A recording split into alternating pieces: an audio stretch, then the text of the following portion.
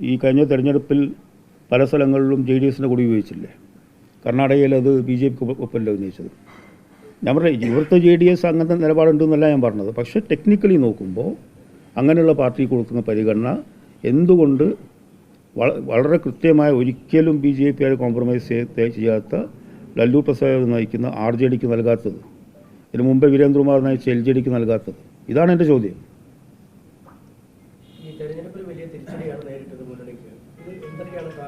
ആ കാരണങ്ങൾ ഞാൻ വിശദീകരിച്ചാണല്ലോ ആ സമയത്ത്. തെരഞ്ഞെടുപ്പ് കഴിഞ്ഞ് വോട്ടെണ്ണൽ കഴിഞ്ഞ് അടുത്ത ദിവസം ഞാൻ ആ കാര്യങ്ങൾ പറഞ്ഞതാണ്. അതിൽ ആവർത്തിക്കേണ്ട ഒരു കാര്യമില്ല. അപ്പം അല്ല, ഘടകകക്ഷി ഞാൻ പറയാം, ഞങ്ങളുടെ പാർട്ടി ഒറ്റക്കെട്ടായി മുന്നണിയുടെ വിജയത്തിന് വേണ്ടി പ്രവർത്തിച്ചിട്ടുണ്ട്. അതാണ് ഞാൻ പറഞ്ഞത്. ഒരു സ്ഥലത്തു നിന്ന് പോലും ആക്ഷേപം. ഞാനിപ്പോൾ കോഴിക്കോട് ജില്ലയിലാണ്. ഞാൻ മോഹൻ മാഷെ വിളിച്ച് ചോദിക്കും, TP രാമകൃഷ്ണനെ വിളിച്ച് ചോദിക്കും, ഇവരെല്ലാം വിളിച്ച് ചോദിക്കുമ്പോൾ ഒരു പ്രശ്നമില്ല, നല്ല രീതിയിൽ നിങ്ങളുടെ പാർട്ടി എടുക്കുന്നത്. എവിടെയെങ്കിലും പരാതി ഉണ്ട് എന്നോട് പറയണം. ഒരു പരാതി പോലും കേരളത്തിൽ ഞങ്ങളുടെ പാർട്ടിയുടെ ഭാഗങ്ങളിൽ നിന്ന് ഒരാളും ഉന്നയിച്ചില്ല. അതിൻ്റെ അർത്ഥം പൂർണ്ണമായും ഞങ്ങൾ ഈ തെരഞ്ഞെടുപ്പിൽ പൂർണ്ണമായും ഞങ്ങൾ പ്രവർത്തിച്ചു വോട്ട് ചെയ്തു എന്നുള്ളത് തന്നെയാണ്. ഈ ഇടയ്ക്ക് RJD എല്ലാ സ്ഥാനങ്ങളും തെരഞ്ഞെടുക്കപ്പെട്ട, അതായത് സർക്കാർ തന്ന സ്ഥാനങ്ങൾ രാജിവെക്കാൻ വേണ്ടി പോകുന്നൊരു കത്ത് നൽകി. അതിനെ തുടർന്ന് ഒരു ഉഭയകക്ഷി ചർച്ച നടന്നിരുന്നല്ലോ. അങ്ങ് മുഖ്യമന്ത്രിയും LDF കൺവീനറുമായുള്ള ചർച്ച, അതിനുശേഷം അന്ന് തീരുമാനിച്ച ഒന്നും പിന്നെ നടപ്പിലായില്ല. അതിലൊരു ടെക്നിക്കൽ പ്രശ്നം ഉണ്ടായെന്ന് വെച്ചാൽ അപ്പോഴാണ് ഇലക്ഷൻ ഡിക്ലെയർ ചെയ്തത്. ഇലക്ഷൻ ഡിക്ലെയർ ചെയ്തതിന് സാധാരണ ഇതിലൊന്നും ചെയ്യാൻ പറ്റില്ല. അപ്പോൾ ഞാൻ പാർട്ടിക്കാരോട് ഞാൻ പറഞ്ഞു, ഇലക്ഷൻ പ്രഖ്യാപിച്ച് കഴിഞ്ഞു. ഇലക്ഷൻ കഴിഞ്ഞിട്ടാണ് പൊളിറ്റിക്സ് ഒരു പ്രോസസ്സല്ലേ, ഇൻസ്റ്റൻ്റായിട്ട് അങ്ങനെ ഇതാക്കണമെന്നില്ലല്ലോ. ഞങ്ങൾ ന്യായമായ കാര്യങ്ങളെ പറയുള്ളൂ. അതുകൊണ്ട് ഇലക്ഷൻ വരെ ഞങ്ങൾ കാത്തു നിന്നു. ഇനി അങ്ങോട്ട് ഞങ്ങൾ പറഞ്ഞ കാര്യങ്ങൾ പരിഗണിക്കണം.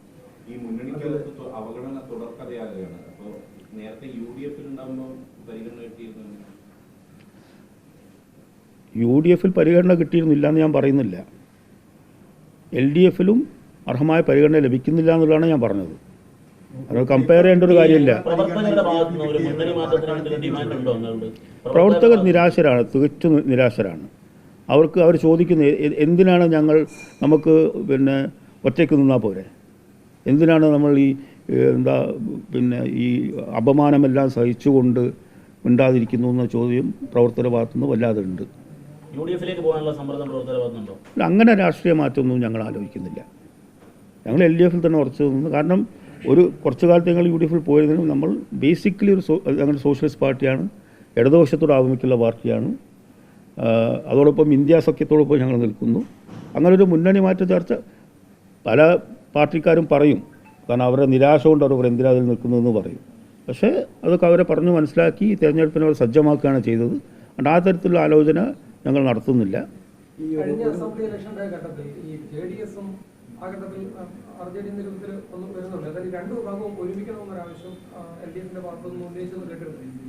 എന്തായാലും അങ്ങനെ ഐക്യപ്പെടാൻ കഴിഞ്ഞില്ല. നിങ്ങളിങ്ങനെ രണ്ടായി നിൽക്കുന്ന ഒരു അവസരമായി ഒരു കാണുകയാണോ? ബോർഡ് കോർപ്പറേഷൻ സ്ഥാനങ്ങളിൽ നടക്കാം നിങ്ങൾക്ക് കിട്ടേണ്ടുന്ന ഒരു പരിഗണന നൽകാതെ ഈ ഒരു രണ്ട് പിങ്ങായി നിൽക്കുന്നതിനെ അവസരമായി CPM എടുത്തോ?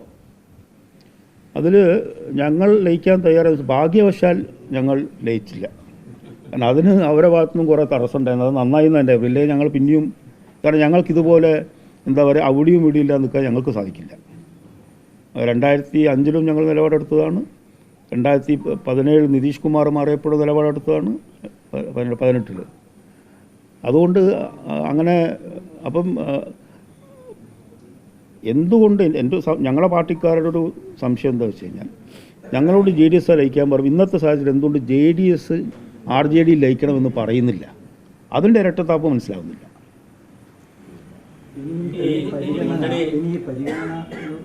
പറയുന്നുണ്ട് ഇനിയെങ്കിലും പരിഗണിക്കണമെന്ന്. ഏത് തരത്തിലാണ് പാർട്ടി പരിഗണന ആവശ്യപ്പെടുന്നത്? ഞാൻ പറയാം. ഇപ്പോൾ ഒരു ഉദാഹരണം പറയാം. അത് ഞങ്ങൾ എഴുതി കൊടുത്തിട്ടുണ്ട്. മുഴുവൻ ഞാൻ ഇവിടെ പറയാൻ ഉദ്ദേശിക്കുന്നത്. ഇപ്പം ഒരു ജില്ലയിൽ ഞങ്ങൾ കൺവീനർ സ്ഥാനമില്ല, ഒരു മണ്ഡലത്തിലും കൺവീനർ സ്ഥാനമില്ല. പണ്ടങ്ങനെ നമുക്ക് 2 ജില്ലയിലുണ്ടായിരുന്നു. ഒരു മണ്ഡലത്തിലൊരു പഞ്ചായത്തിൽ പോലും കൺവീനർ സ്ഥാനമില്ല. അപ്പോൾ രാഷ്ട്രീയമായ പരിഗണന നമുക്ക് നൽകിയിട്ടില്ല. അതുപോലെ തന്നെ നേരത്തെ ഞാൻ റിപ്പീറ്റ് ചെയ്യേണ്ട കാര്യം, അർഹമായ പ്രാതിനിധ്യം ബോർഡ് കോർപ്പറേഷനുകളിലും മറ്റുള്ള സാംസ്കാരിക സ്ഥാപനങ്ങളിലും ദേവസ്വം ബോർഡുകളിലും ഒന്നും ഞങ്ങൾക്ക് പ്രാതിനിധ്യമില്ല. ഈ KP മോഹനോടുള്ള ഒരു അതിർത്തിയാണോ യഥാർത്ഥത്തിൽ നിങ്ങളുടെ ഒരു പ്രധാന ആവശ്യം? നിങ്ങൾ പറയാത്തൊരാവശ്യം മന്ത്രിസ്ഥാനമാണല്ലോ, അത് ചെയ്യാത്തത് LDF അതുകൊണ്ടാണ്? അങ്ങനെ അഭിപ്രായമൊന്നും എനിക്ക് എന്താ KP മോഹനായിട്ടൊന്നും അഭിപ്രായ വ്യത്യാസമില്ല. KP മോഹൻ അവിടെ ജയിച്ചില്ലേ, LDFിൻ്റെ വോട്ടും കൂടി ജയിച്ചു. ഞങ്ങളുടെ പാർട്ടിയുടെ വോട്ട് കൊണ്ട് മാത്രമല്ല ജയിച്ചത്. അങ്ങനെ ഒരു വിരോധം CPMനുണ്ടെങ്കിൽ അങ്ങനെ അത് ആ സീറ്റ് വിട്ടുതരില്ലല്ലോ.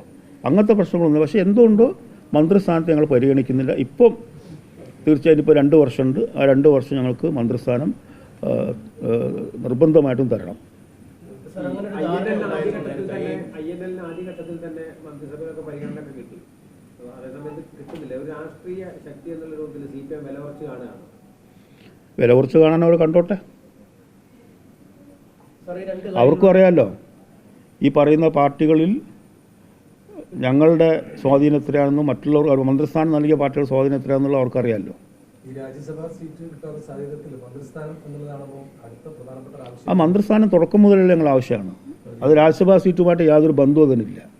പക്ഷേ അന്നത്തെ ചർച്ചയിൽ കോടിയേരി പറഞ്ഞത് നിങ്ങളെ ഒന്നായാണ് കാണുന്നത് എന്നുള്ള നിലപാടിലാണ്. നിങ്ങൾ ഒന്നാവുന്നുള്ളൊരു ധാരണയുടെ അടിസ്ഥാനത്തിലായിരുന്നില്ല അന്ന് കൃഷ്ണകുട്ടിയേട്ടനെ മന്ത്രിയാക്കുന്നത്. അല്ലല്ല, അത് അതിൻ്റെ ഇടയ്ക്ക് കോടിയേരി ഒരു വാക്കും കൂടി പറഞ്ഞു, 2.5 കൊല്ലം കഴിഞ്ഞാൽ മാറേണ്ടി വരും എന്ന് അവരോട് സൂചിപ്പിച്ചിട്ടുണ്ടായിരുന്നു ഇൻഫോർമലി മീറ്റിങ്ങിൽ വെച്ചിട്ട്. അത് ഞാൻ പങ്കെടുത്ത മീറ്റിങ്ങിൽ വർഗീസ് ജോർജാണ് പങ്കെടുത്തത്. അദ്ദേഹം എന്നോട് പറഞ്ഞത്. മിനിറ്റ്സിലുണ്ടായിരുന്നില്ല. അതറിയില്ല. ഇനിയെങ്കിലും ഈ മന്ത്രിസ്ഥാനം അടക്കമുള്ള കാര്യങ്ങളിൽ പരിഗണിക്കണമെന്നാണോ അടുത്ത മുന്നണി യോഗത്തിൽ പറയാൻ ഉദ്ദേശിക്കുന്നത്? ഞങ്ങൾ പറഞ്ഞു കഴിഞ്ഞു. നിങ്ങൾ കാണണം എന്ന് പറഞ്ഞ അടിസ്ഥാനത്തിൽ നിങ്ങളെ കാണുന്നു. നിങ്ങൾ ചോദിക്കുന്ന ചോദ്യങ്ങൾക്ക് മറുപടി പറയുന്നു. ഞങ്ങൾ കത്ത് കൊടുത്തിട്ടുണ്ട്, പലതവണ കണ്ടിട്ടുണ്ട്, പലതവണ ഉന്നയിച്ചിട്ടുണ്ട്. പക്ഷെ ഇനിയും പരിഗണന കിട്ടിയിട്ടില്ലെങ്കിൽ പാർട്ടിക്കാരെ പിടിച്ചു നിർത്താൻ പ്രയാസമായി. അതിലൊരു ടൈം ബൗണ്ട് എന്തെങ്കിലും വെച്ചിട്ടുണ്ടോ? എന്തെങ്കിലും ഇതൊരു ബിസിനസ് അല്ലല്ലോ, രാഷ്ട്രീയമല്ലേ. അതൊരു പ്രോസസ്സല്ലേ. അപ്പോൾ കഴിയുന്നത്ര വേഗം ഇനി വരുന്ന ഒഴിവുകൾ, അതിന് ബാക്കിയുള്ള എന്തൊക്കെ ഒഴിവുകൾ നോക്കിയിട്ട് വേണ്ട പരിഗണന പെട്ടെന്ന് തന്നെ നൽകണം.